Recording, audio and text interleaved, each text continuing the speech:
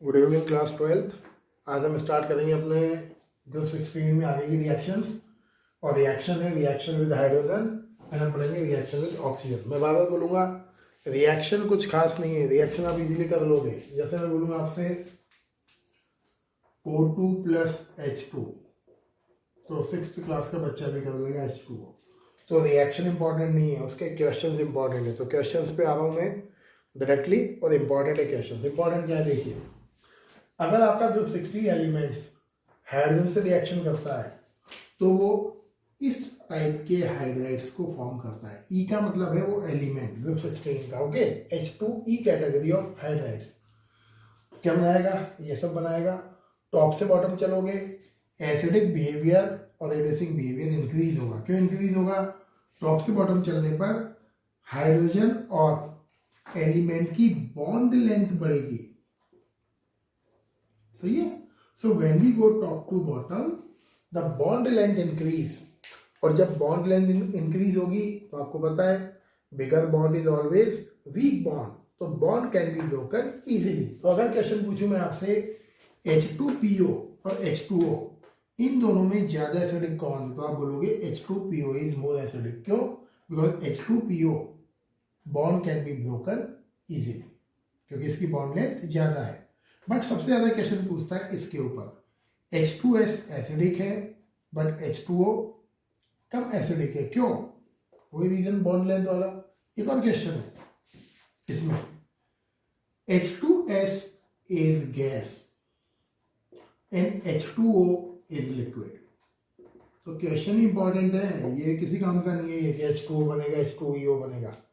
तो H2S gas है, H2O liquid है। क्यों भाई? क्योंकि आप क्या बोलोगे कि जब आप O और S को कंपेयर करोगे तो O is more electronegative and S is less electronegative, and due to this reason H2O create intermolecular hydrogen bonding।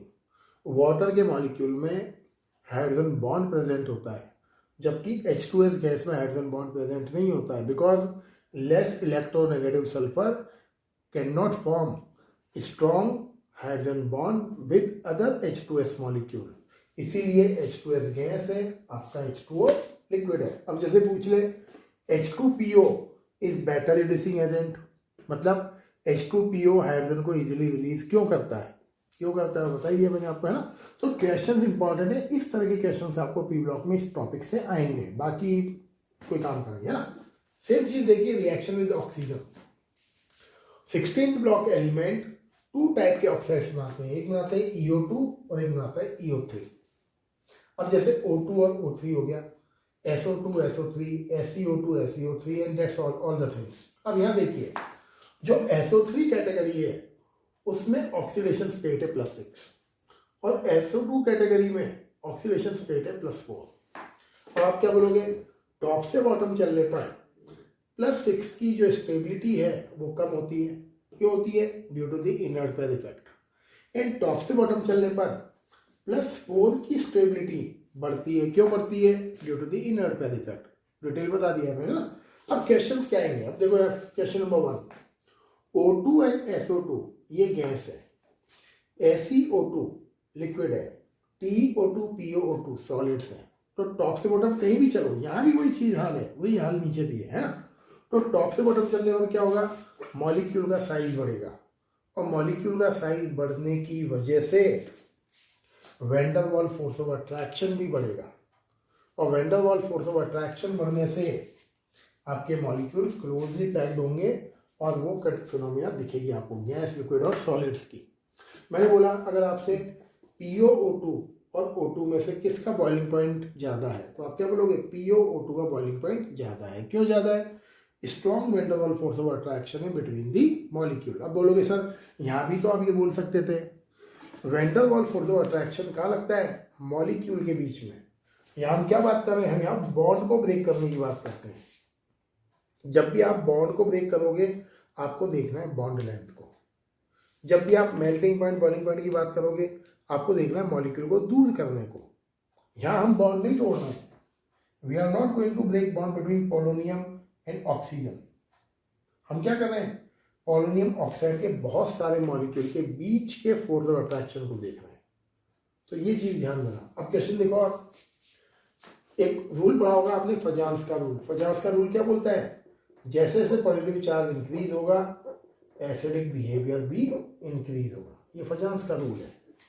जितना कैटायन का प्लस चार्ज होगा उतना कैटायन ज्यादा एसिडिक होगा। मतलब क्या है, whatever higher positive charge carried by cation, that cation will always show more tendency to gain electron। जैसे जैसे प्लस चार्ज बढ़ता है कैटायन का, उसकी इलेक्ट्रॉन को गेन करने की टेंडेंसी बढ़ती है, इंक्रीज होती है। यह है फजांस का रूल, जो फजांस ने बोला। इन इलेक्ट्रॉन के लेने को हम क्या बोलते हैं, एसिडिक बिहेवियर। तो क्वेश्चन क्या आ सकता है, SO3 is more acidic then SO2।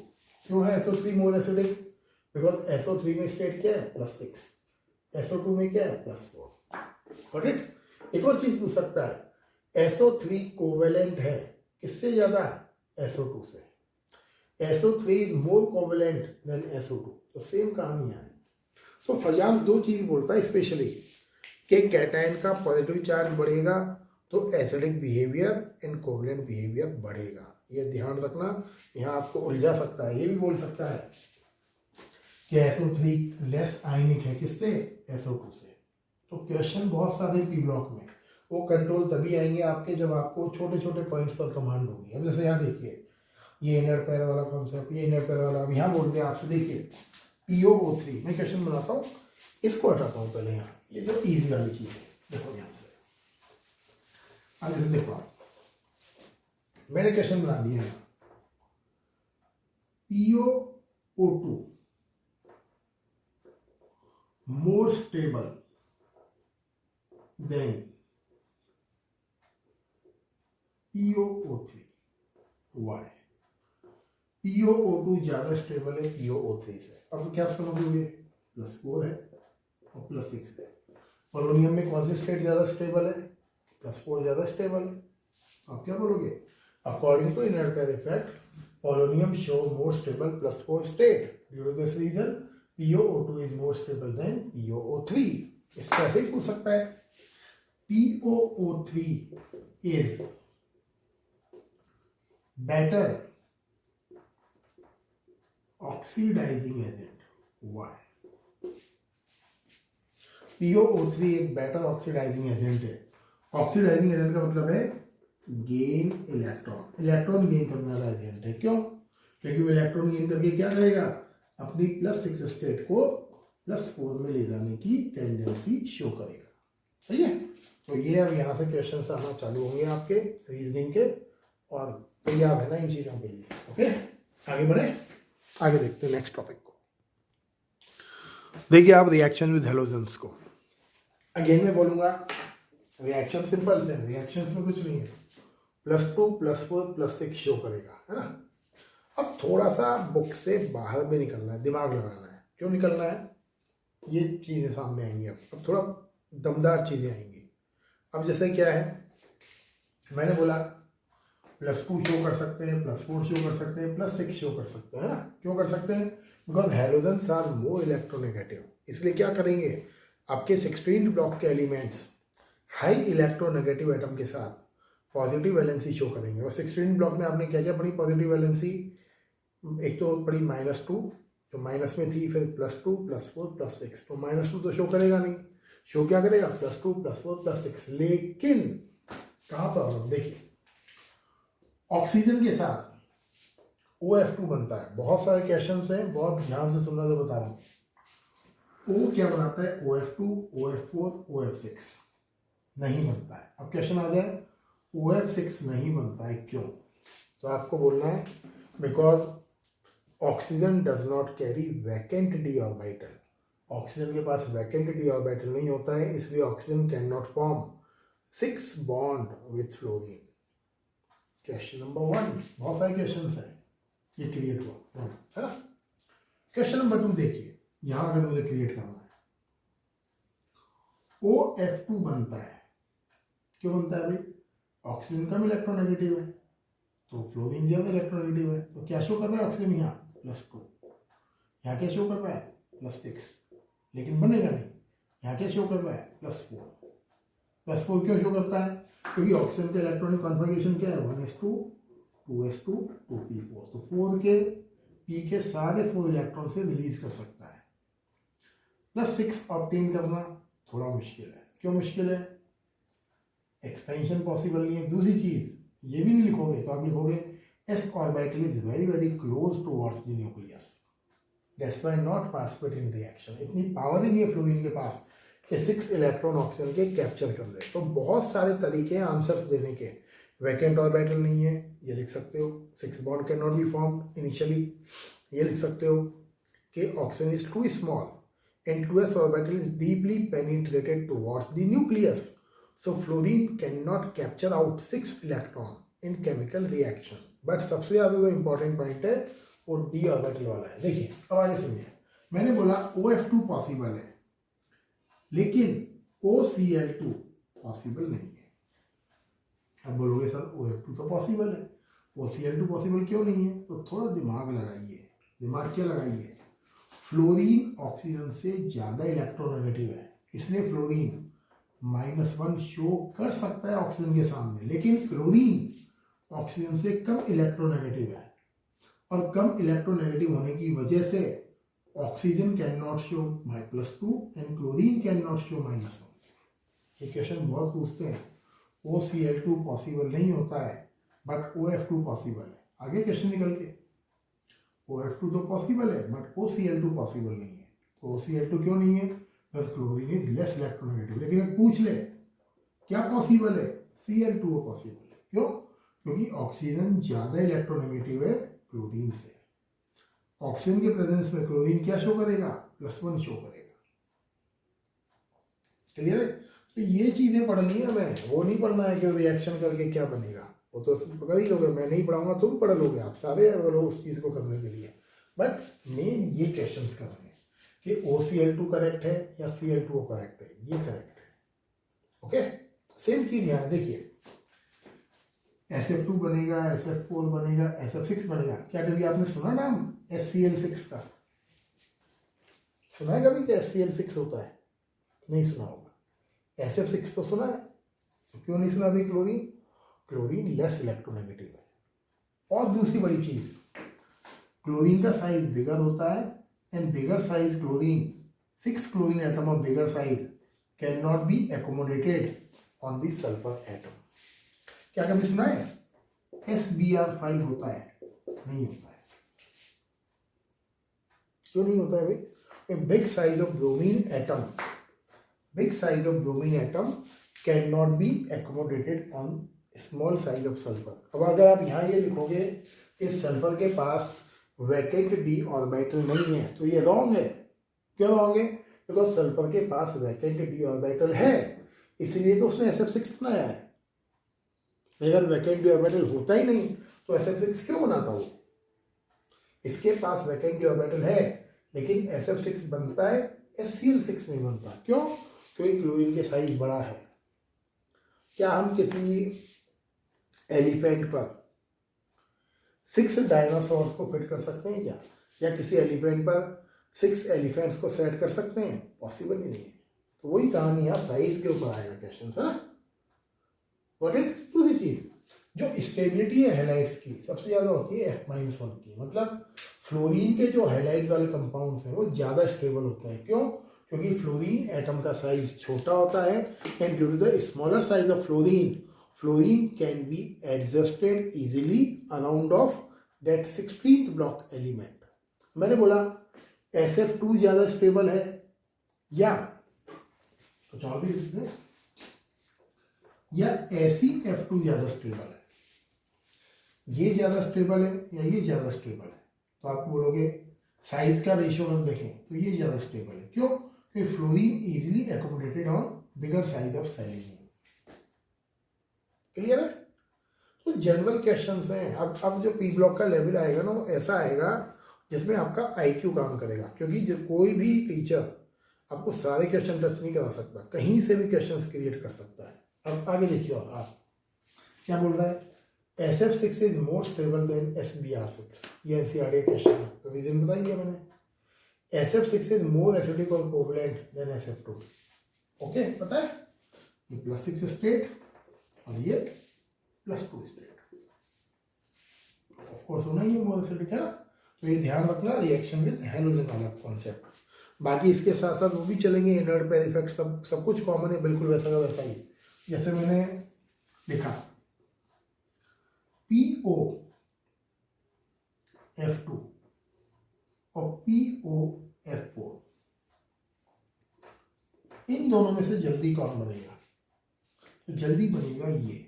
क्यों बनेगा जल्दी? ये फ्लोरीन इतना ज़्यादा इलेक्ट्रोनेगेटिव होता है कि पोलोनियम के 2 इलेक्ट्रॉन्स पर स्टॉप नहीं होता है, वो सीधा निकालता है 4 इलेक्ट्रॉन और फिर सीधा निकालता है 6 इलेक्ट्रॉन। लेकिन +6 और +4 में से ज़्यादा स्टेबल कौन है?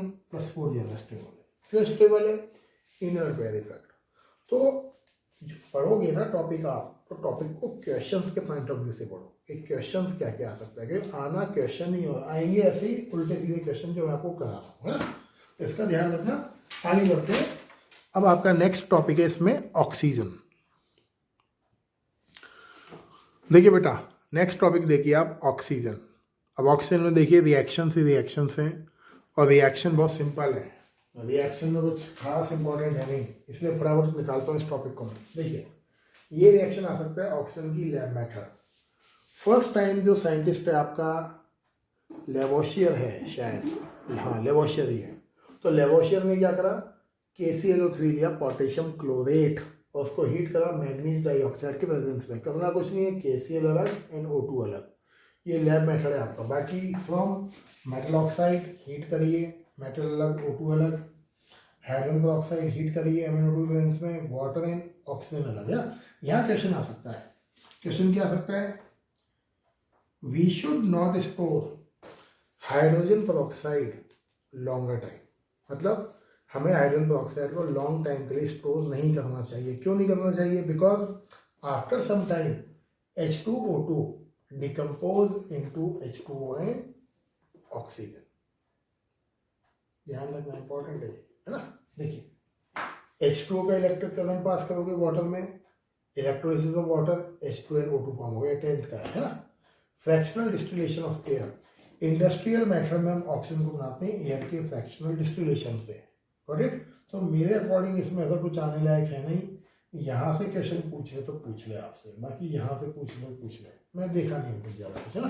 प्रॉपर्टीज देखिए आप ऑक्सीजन की। यहाँ क्वेश्चन है, oxygen molecule carry double bond and due to the double bond the oxygen molecule require little bit more energy to react.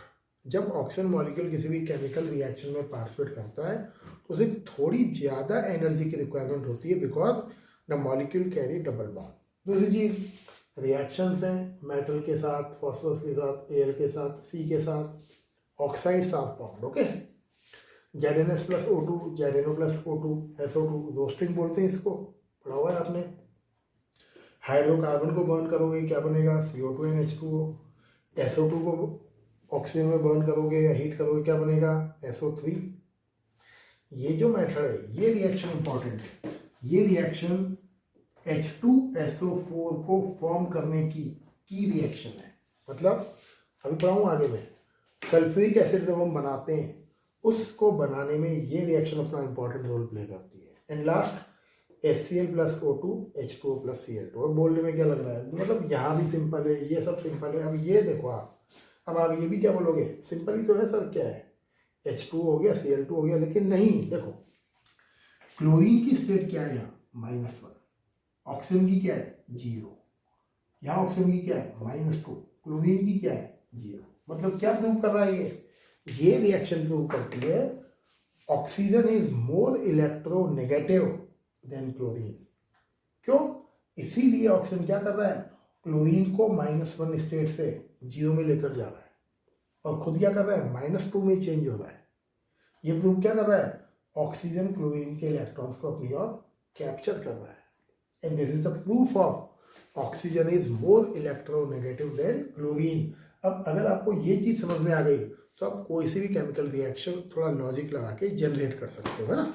तो ये है आपकी ऑक्सीजन की preparation and properties of O2। आगे देखते हैं। देखिए बेटा, oxygen can form different type of oxides. देखिए कौन कौन से ऑक्साइड्स बनाती है? Basic oxides, mixed oxide, non metal oxides, acidic behaviour of oxides, amphoteric oxides and neutral oxide. सबसे ज़्यादा काम के आपके ये है क्वेश्चन, ये इंपॉर्टेंट है, बाकी कोई खास नहीं है। बेसिक ऑक्साइड्स, मेटल्स के जितने भी ऑक्साइड्स होते हैं they are basic in nature, आपको सबको पता है। Metal oxides are basic oxide, क्यों? बिकॉज जब बेसिक मेटल का ऑक्साइड वाटर से रिएक्शन करेगा तो क्या फॉर्म करेगा? बेस फॉर्म करेगा। क्लास 10th का कॉन्सेप्ट है ना। मिक्स्ड ऑक्साइड क्या होते हैं? Non stoichiometric oxide. पढ़ाया भी था मैंने आपको Fe3O4 में। क्या होता है? Fe+2 और Fe+3 both the valencies are involve. But definition में क्या लिखोगे? The kind of compounds in which ratio of cation and anion is not equal. ऐसे कंपाउंड्स जिनमें कैटायन और एनायन का रेशियो बैलेंस नहीं होता है या कांस्टेंट नहीं होता है, उसको हम बोलते हैं नॉन स्टोइकियोमेट्रिक कंपाउंड। देख क्या रहा है कि Fe के 3 एटम्स है और O का 4 एटम्स है, तो दिखने में क्या दिख रहा है? रेशियो 3:4, बट एक्चुअल में ये है नहीं। क्यों नहीं है? Because in these compounds Fe+2 and +3 दोनों वैलेंसी इन्वॉल्व है। सॉलिड स्टेट का आप देखिए क्रिस्टल डिफेक्ट, उसमें पूरा डिटेल बताया मैंने इसका। देखिए नॉन मेटल के ऑक्साइड्स एसिडिक नेचर के होते हैं, SO2, Cl2O7, CO2, NO2, जो भी आपको लिखना है। कैसे प्रूव करोगे? रिएक्शन कर दो वाटर से, क्या फॉर्म हो जाएगा? H2CO3। क्या नेचर है? Carbonic acid. किसी से भी कर सकते हो ना। मेन पॉइंट जो एसिडिक बिहेवियर होता है ऑक्साइड्स का, वो क्या है? जैसे जैसे पॉजिटिव वैलेंसी बढ़ेगी आपका एसिडिक बिहेवियर बढ़ेगा, कोवेलेंट बिहेवियर भी बढ़ेगा। किसके अकॉर्डिंग? फजान्स के रूल के अकॉर्डिंग। तो ये सबसे ज़्यादा कोवेलेंट या एसिडिक, इससे कम, इससे कम। आगे देखिए एम्फोटेरिक कौन से होते हैं? ऐसे ऑक्साइड्स जो एसिड और बेस दोनों के साथ रिएक्शन करते हैं आर कॉल्ड एम्फोटेरिक ऑक्साइड। जैसे मैंने लिया Al2O3, रिएक्शन करा HCl से, क्या बनेगा? AlCl3NH2। NH से रिएक्शन करोगे sodium Meta aluminate. Got it? तो ये ध्यान रखनी है चीज़ें। आगे neutral oxide CO, NO, N2 etcetera, ये लर्न करनी पड़ेगी आपको न्यूट्रल ऑक्साइड, बिकॉज ये सारे डेटा pH के ऊपर बेस्ड हैं। जो न्यूट्रल ऑक्साइड पूछ सकता है, बिकॉज ये दिमाग में आता नहीं किसी के, पूछ ले व्हाट आर न्यूट्रल ऑक्साइड्स, जिसका pH लेवल वैल्यू क्या होती है? 7 होती है। Give us some examples. तो कार्बन मोनोऑक्साइड ध्यान रखना, carbon monoxide is a category of neutral oxide. तो एग्जाम्पल ध्यान रख लो, 1-2 CO है, NO है और N2, ये न्यूट्रल ऑक्साइड है। एसिडिक सब जानते हैं, नॉन मेटल के ऑक्साइड्स होते हैं। बेसिक सब जानते हैं, मेटल के ऑक्साइड्स हैं। एम्फोटेरिक आपने पढ़ा हुआ है, ये कॉन्सेप्ट आप जानते ही हो। तो बचा क्या? तो ध्यान रखना न्यूट्रल ऑक्साइड्स की, है ना। आगे देखते हैं कुछ नया। देखिए बेटा, आज का लास्ट टॉपिक है ओजोन। अब ओजोन में क्या है? अगेन ओजोन में क्वेश्चन है। यहाँ क्वेश्चन है, यहाँ क्वेश्चन है 2, यहाँ क्वेश्चन है 3, यहाँ क्वेश्चन है 4 और यहाँ क्वेश्चन 5 और ये क्वेश्चन 6। ये सारे क्वेश्चन हैं। अब क्वेश्चन नंबर 1 देखिए, how can we prepare ozone? तो सबसे सिंपल तरीका है, ऑक्सीजन लीजिए और ऑक्सीजन के स्ट्रीम में, मतलब ऑक्सीजन का जो फ्लो है उसमें साइलेंट इलेक्ट्रिकल डिस्चार्ज पास करिए। अब क्वेश्चन आता है साइलेंट ही क्यों? साइलेंट क्यों होना चाहिए? कॉन्सेप्ट ये है कि अगर आपने ओजोन फॉर्म कर भी लिया और हल्की सी आवाज़ हो गई, ऐसे भी आवाज़ हो गई, या इलेक्ट्रिक डिस्चार्ज होते समय साउंड आने लग गया, तो साउंड की एनर्जी से ozone molecule can further break down in O2। क्यों? क्या प्रूफ है? प्रूफ है इसकी delta H। The reaction is highly exothermic. Delta H का वैल्यू +142 kJ/mol। अब आपको पता है अगर किसी रिएक्शन में डेल्टा H की वैल्यू +142 kJ/mol है, इसका मतलब बनने वाला product is highly unstable. Class 11 में पढ़ाया थर्मोडायनेमिक्स में चीज़ है। अगर किसी रिएक्शन की डेल्टा H पॉजिटिव होती है, मतलब ओजोन के फॉर्मेशन की डेल्टा H क्या है? +142 kJ/mol है, which makes ozone molecule very unstable. क्योंकि आपने देखा होगा कोई भी ऐसा केमिकल जिसकी डेल्टा H नेगेटिव होती है, दैट इज हाई अनस्टेबल। जल्दी छोड़िए, सिंपल इतना ध्यान रखिए, इसकी डेल्टा एच की वैल्यू पॉजिटिव है which makes ozone molecule unstable. That's why we pass the electric current in a silent mode. If it create little bit sound, then due to the sound energy, ozone molecule further break down into oxygen. Point number 1. Point number 2. जब ozone बनता है इस method से, that carry only 10% concentration. उसमें 10% ozone gas होती है and 90% होती है oxygen. How can we increase the concentration?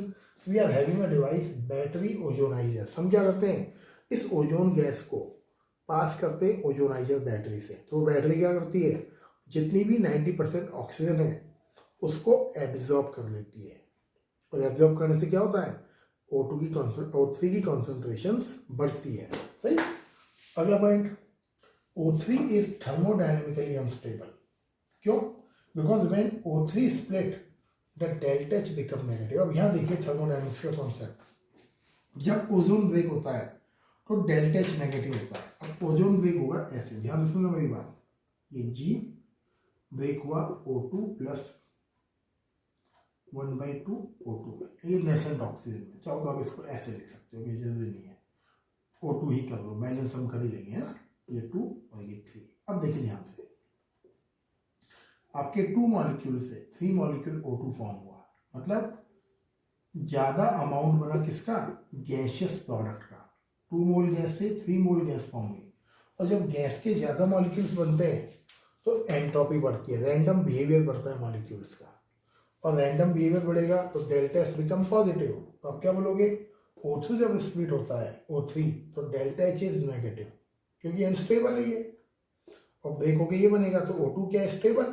तो O2 के स्टेबल होने की वजह से डेल्टा एच क्या है, नेगेटिव उसका. तो delta H negative, delta H positive. अब आपका डेल्टा जी का इक्वेशन क्या है, delta H minus delta S. तो डेल्टा एच आपका नेगेटिव, डेल्टा एस भी आपका पॉजिटिव, तो ये दोनों फैक्टर मिलकर डेल्टा जी को करते हैं negative and make the reaction highly spontaneous. अब आप बोलोगे सर इतना हाई फाई नहीं लिखना चाहते हम, तो सिंपल लिखना है. तो सिंपल में आप क्या बोलोगे, O3 is thermodynamically unstable because O3 break down easily and makes delta G negative. But मेरा कहना ये, लिखो तो मज़ेदार ही लिखो 12th में, ताकि मज़ा आ जाए पढ़ने वाले को. पूरा लिखो इसको, है.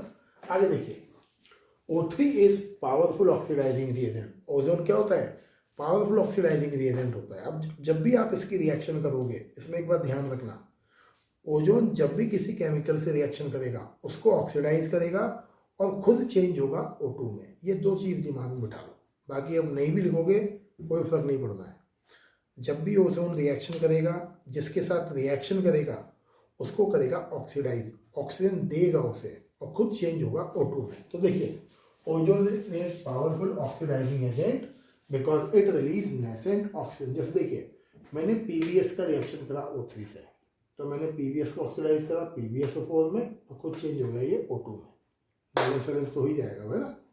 सिमिलरली ओजोन को हम एस्टिमेट कैसे करते हैं, जैसे मिनरल वाटर आता है बिस्लरी में हम बोलते हैं ओजोनाइज्ड वाटर है, या हमें किसी पर्टिकुलर एरिया में एटमॉस्फेयर में ओजोन की कॉन्सेंट्रेशन कैलकुलेट करनी है, तो हम कैसे करते हैं, सबसे पहले हम ओजोन की रिएक्शन करते हैं Ki से, एक्सेस Ki से, और ये रिएक्शन होती है बोरेट बफर pH 9.2 के प्रेजेंस में.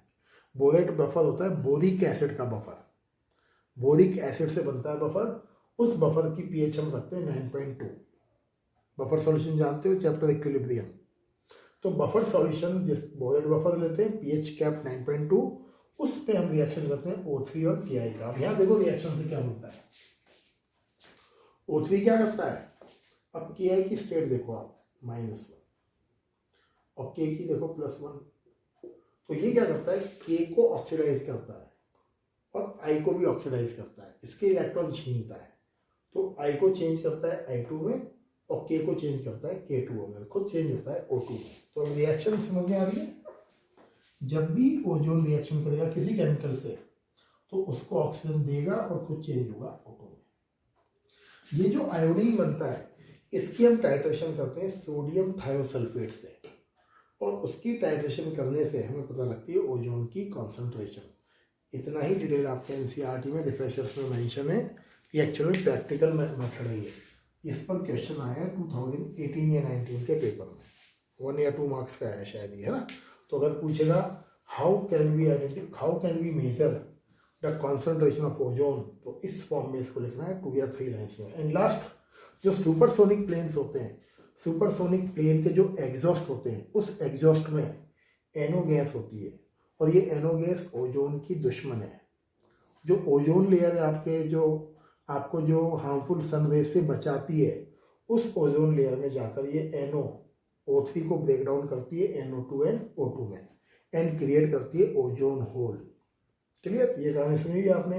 एक और क्वेश्चन है, ओजोन में कितने डबल बॉन्ड है, कितने सिंगल बॉन्ड है। आप बोलोगे sir 1 double bond 1 single bond, answer है 0 आपका, मतलब मार्क्स मिलेंगे 0। आंसर है ओजोन के सारे बॉन्ड्स इक्वल हैं, ये और ये बॉन्ड भी इक्वल, ना कोई ओजोन में डबल बॉन्ड है ना कोई सिंगल बॉन्ड है। Reason due to resonance. Clear, तो क्वेश्चंस पे कंसंट्रेट करिए, क्योंकि ये ओजोन से यही क्वेश्चंस आएंगे जो आपको मैंने बताए हैं, इसके अलावा कोई क्वेश्चन नहीं बनता ओजोन में। सही है, तो आज के लिए इतना ही सफिशिएंट है, और कल करेंगे हम टॉपिक H2SO4 का प्रिपरेशन और उसकी प्रॉपर्टीज। पी ब्लॉक है, टाइम लगेगा इसमें, चैप्टर भी दमदार है, वेटेज भी बहुत ज़्यादा है, तो कीप पेशेंस, तो ध्यान से इसको करिए और आराम से करिए, जल्दबाजी मत करिए। Okay, thank you.